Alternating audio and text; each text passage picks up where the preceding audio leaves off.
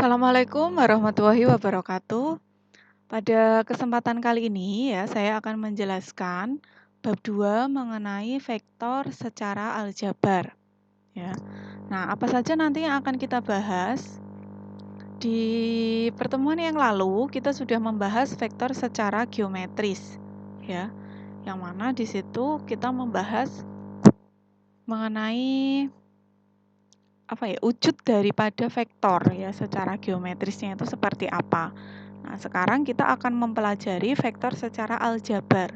Nah, kita akan membatasi di sini nanti yang hanya dibahas yaitu vektor pada bidang ya di R2 dan juga vektor pada ruang di R3. Nah, kemudian di sini nanti kita akan membahas mengenai vektor posisi, kemudian ada besar atau panjang vektor, vektor satuan, dan operasi hitung vektor. Oke, langsung saja ya. Di awal di sini kita akan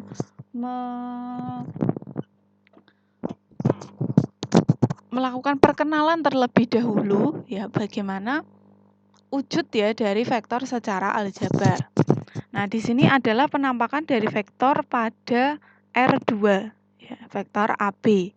Nah, vektor AB ini punya komponen yaitu ada X dan juga ada Y, seperti ini. Nah, maka di sini nanti bisa kita tuliskan bahwa vektor AB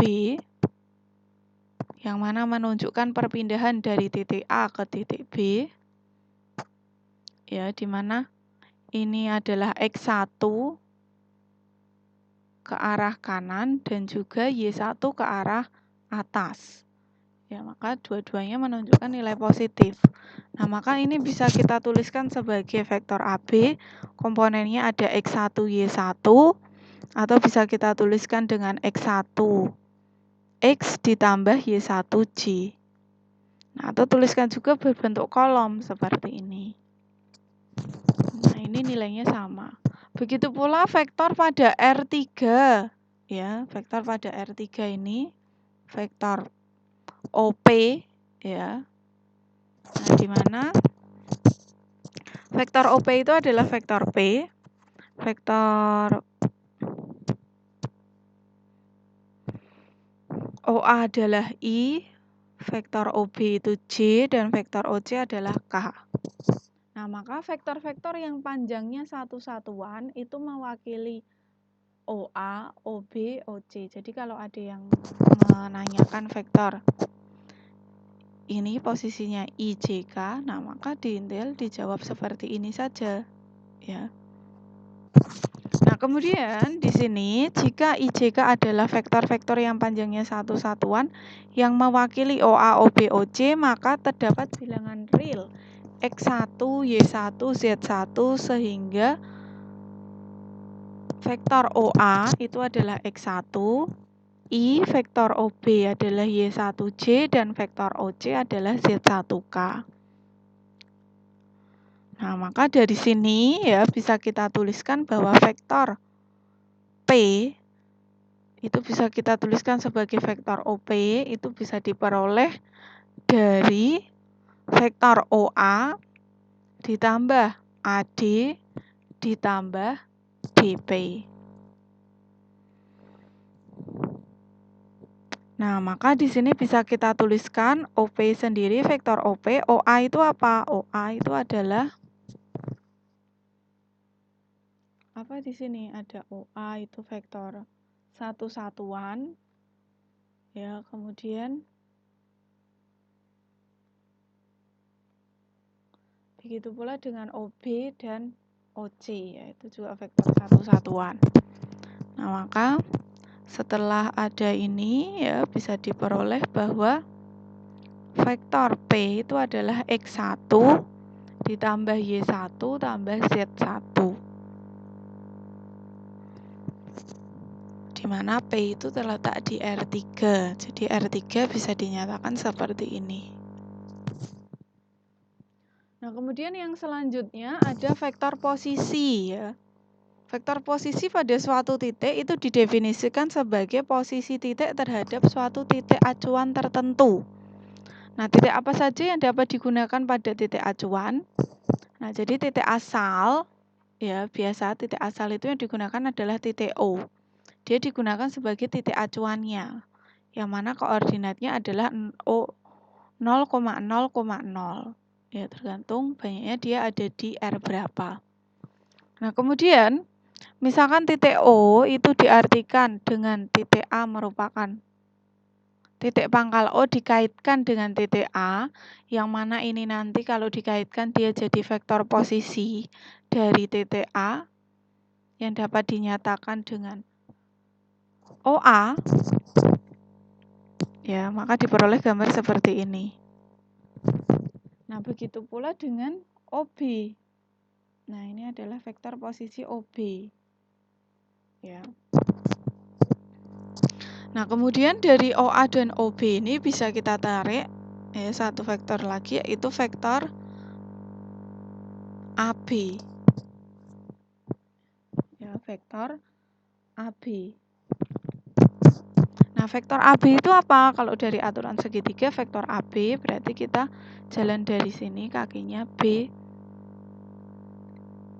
Ini vektor AO ditambah OB. Ya, jadi AO ditambah OB. AO kita tahu sendiri yang punyanya adalah OA. Maka kalau AO adalah min OA ditambah vektor OB. Ya, nah ini OB. Nah, maka kita tahu bahwa vektor OB itu adalah B kecil, vektor OA adalah A kecil. Maka diperoleh seperti ini.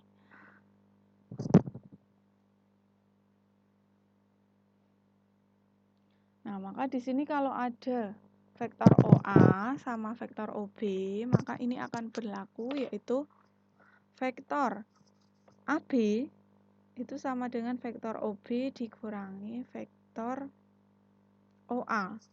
Ya. Nah, maka ini tinggal dikurangi aja, hasilnya seperti ini. Nah, kemudian ini adalah contoh soalnya, ada 3 titik ABC, kita disuruh menentukan vektor posisi AB dan CA. Nah, kita anggap titik pangkalnya itu adalah titik O, titik 0,0,0. Nah, maka kan vektor OA dengan titik A itu kan sama aja. Begitu pula sebaliknya. OB sama OC. Nah, ini adalah sama nilainya dengan titiknya ini. Karena titik pangkalnya 0,0,0. Nah, kemudian kita disuruh mencari vektor posisi AB. Berarti kan OB dikurangi OA, atau bisa juga titik B dikurangi titik A. Ya. Nah, dapat ini. Kemudian vektor ini bisa dirubah menjadi seperti ini. Kemudian kalau CA berarti A min C. Nah, ini sama ini kurangi aja min 3, ini sama ini 3, sama ini 7. Oke. Nah, jadi vektor posisi AB itu sekian dan BC itu sekian. AB itu ini dan CA-nya itu ini. Nah, kemudian untuk besar atau panjang vektor, rumusnya seperti ini. Setiap elemen dikuadratkan, kemudian dijumlahkan, kemudian hasil akhirnya diakar. Nah, begitu pula di dimensi 3 sama. Setiap elemen dikuadratkan, dijumlahkan, kemudian diakar. Ya. Nah, di sini ada contoh, misalkan ada vektor PQ, kita disuruh mencari panjang vektor PQ. Nah, berarti tinggal akar 6 kuadrat tambah min 2 kuadrat tambah 5 kuadrat. Ya. Nah, hasilnya seperti ini. Kemudian untuk vektor satuan, apa itu vektor satuan? Vektor satuan itu adalah vektor yang panjangnya itu adalah satu satuan. Ya, vektor yang panjangnya satu satuan. Yang biasa dilambangkan dengan E seperti ini. Jadi kalau ada vektor satuan dari vektor U, itu lambangnya seperti ini, yaitu seper panjang U dikali vektor U. Nah, jadi vektor satuan itu hasilnya masih berupa vektor, ya, di mana panjangnya dia 1. Nah, contoh misalkan di sini ada vektor satuan U min 2 I plus J. Nah, kita rubah bentuknya seperti ini. Nah, kita cari panjang vektor U, yaitu akar min 2 kuadrat tambah 1 kuadrat. Ya, berarti ini akar 5, seperakar 5. Ini elemen dari vektor U. Nah, ini kalikan, dapat ini. Ini adalah vektor satuan. Nah, kita bisa cek ini, apakah benar dia vektor satuan. Kalau vektor satuan, dia harus panjangnya 1. Nah, maka elemennya kita cari panjangnya min 2 kuadrat. Itu 4 per akar 5 kuadrat 5 ditambah 1 kuadrat 1 tambah akar 5 kuadrat kan 5. Berarti 4 tambah 1, 5, 5 per 5, ya 1. Nah, jadi ini terbukti merupakan vektor satuan. Kemudian lanjut untuk operasi hitung vektor ya. Operasi hitung vektor itu ada penjumlahan, selisih. Pada dasarnya itu prinsipnya sama untuk yang penjumlahan dan selisih itu tinggal dijumlahkan elemen yang bersesuaian. Jadi untuk menjumlahkan ada vektor U nih. Elemennya ada X1, Y1, Z1.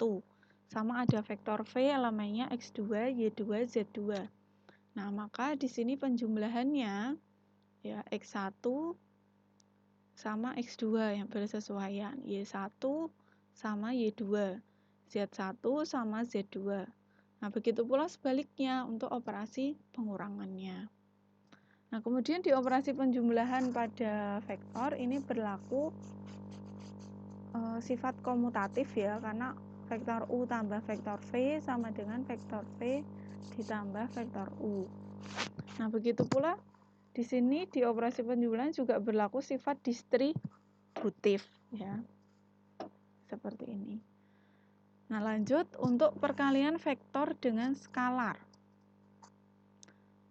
Nah, di sini misalkan ada vektor U, X1, Y1, Z1 sama skalar KL yang merupakan suatu bilangan real. Nah, maka ini berlaku untuk perkalian antara skalar dan vektor, ya tinggal dikalikan aja tiap elemennya dengan skalarnya. Berarti ini K, X1, KY1, KZ1, dan seterusnya. Nah, ini juga sama ya. Boleh kalikan skalarnya dulu, kalikan dulu boleh, baru kalikan vektornya. Nah, kemudian di sini di operasi perkalian antara vektor dengan skalar itu berlaku juga sifat komutatif. Sifat distributif. Ya, jadi kalau ada ini bentuk seperti ini, penjumlahan dikali, ini bisa kita jabarkan jadi operasi penjumlahan kayak gini. Nah, itu sifatnya ya. Ini juga sama ya. Ini bisa diubah jadi seperti ini, berlaku sifat distributif. Nah, ini adalah contoh ya, contoh dari operasi hitung vektor secara aljabar. Di sini ada vektor U dan V. Nah, ini bisa dijumlahkan jika apa? Jika dua vektor itu terletak di R yang sama. Nah, vektor U ini vektor U ya, ini vektor V. Itu di R3, vektor V juga di R3. Ya, vektor V ini juga di R3. Nah, ini kalau mau, ini karena J-nya nggak ada, berarti kita anggap 0. Nah, ini bisa dijumlahkan aja, tambahkan, tambah ini tambah ini. Oke, dapat. Bisa dirubah jadi bentuk seperti ini juga ya, IJK. Nah, perkalian dengan skalar ya tinggal dikalikan aja tiap elemennya. 3 kali 2, 3 kali 5, 3 kali min 7. Oke. Nah, ini ada perkalian skalar, ada pengurangan juga. Ya, kalikan dulu aja. Kalikan dulu, baru dikurangi. Ya. Nah, kemudian yang terakhir yaitu tentang pembagian vektor. Nah, pembagian vektor ini secara garis besar itu ada dua jenis. Yang pertama yaitu titik di dalam vektor sama titik di luar vektor. Nah, untuk yang titik di dalam vektor, semisalkan di sini ada vektor AB, kemudian dibagi oleh titik P. Ya, maka kita menemukan di sini ada perbandingan AP banding PB itu adalah M banding N, ya. Nah, maka untuk mencari vektor P ini, ya, jika vektor mencari titik P ini, koordinat P atau vektor OP atau vektor P kecil ini, nah kita dapat memanfaatkan vektor posisi, ya. Nah, ini vektor AP per vektor PB. AP itu adalah OP min OA. Atau bisa juga titik P min titik A, itu juga sama. Karena titik O kan titik pangkal, ya, mau dikurangi berapapun ya hasilnya sama. Nah, kemudian kalau sudah ini bisa dikali silang, kalikan M dan N seperti ini. Ini bisa kita rubah dulu sih, supaya lebih ringkas. Ini vektor P, vektor A, vektor B, vektor P. Oke. Ini bisa kalikan silang, ya. Kalikan silang. Ini juga. Nah, kemudian dikalikan. Nah, ini kita ingin mencari P-nya, vektor P, ini tinggal dibagi aja. Jadi vektor P-nya itu adalah perbandingan dari yang A tadi kalikan vektor B, ditambah perbandingan dari yang B tadi dikalikan vektor A, dibagi dengan jumlah perbandingannya. Nah, itu kalau pembaginya ada di dalam vektor. Lah, bagaimana kalau pembaginya itu ada di luar? Kayak misalkan di sini ada vektor CD, kemudian dibagi oleh ada titik Q, itu di luar vektor CD. Nah, kemudian ada perbandingan CQ dibanding DQ, ya. Ini ada perbandingan K banding L, ya. Ini segini K, ini segini L. Nah, ini perlu dilihat juga bahwa CQ banding DQ, ya. Bisa kita buat seperti ini. Nah, kita manfaatkan vektor posisi seperti ini. Kemudian kita kalikan silang. Nah, ini bisa dirubah sesuai dengan ketentuan yang ada di sini.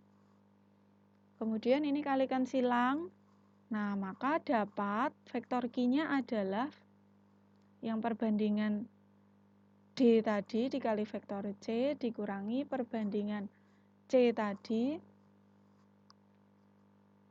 dikurangi vektor D, ya. Nah, yang bawah juga dikurangi. Nah, itu perbedaan dengan pembagi di luar dan di dalam. Kalau pembagi di dalam tadi ininya ditambah, tapi kalau pembagi di luar ini dikurangi, ya. Oke, di sini ada contoh juga, ya. Ada vektor AB yang dibagi oleh dua titik di dalam dan di luar. Di dalam oleh titik P, di luar oleh titik Q, ya.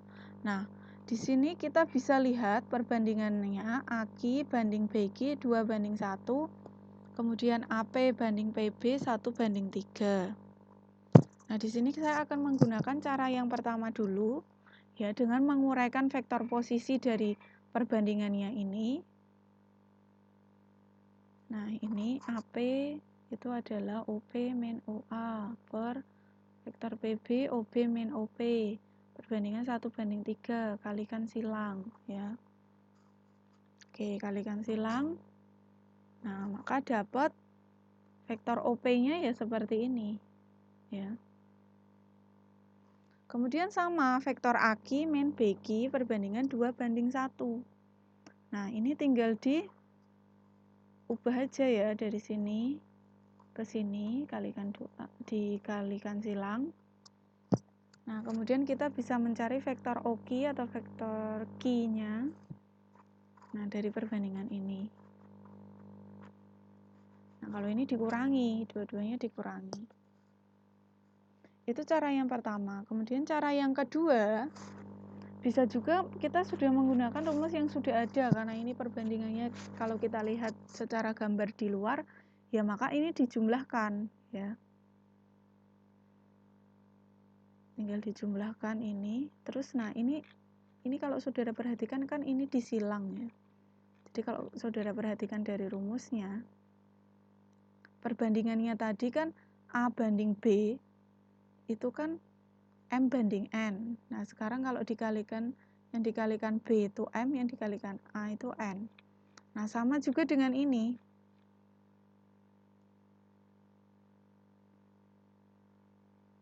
Dengan cara yang kedua ini tadi, ya.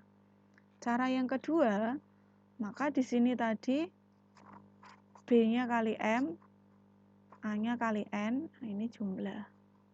Nah ini juga disilang sama. Untuk yang ini ya, yang ini harusnya juga dikurang ya, ini bawah kurang, ini K min L, ini juga K min L. Nah ini tinggal K-nya tadi perbandingan dari A, berarti dia kalikan V, L-nya perbandingan dari B, berarti dia kalikan A. Nah tinggal silang aja, setelah dihitung dapat vektornya ini. Oke, demikian yang bisa saya jelaskan ya mengenai vektor secara aljabar. Semoga bermanfaat dan dapat dipahami. Terima kasih. Assalamualaikum warahmatullahi wabarakatuh.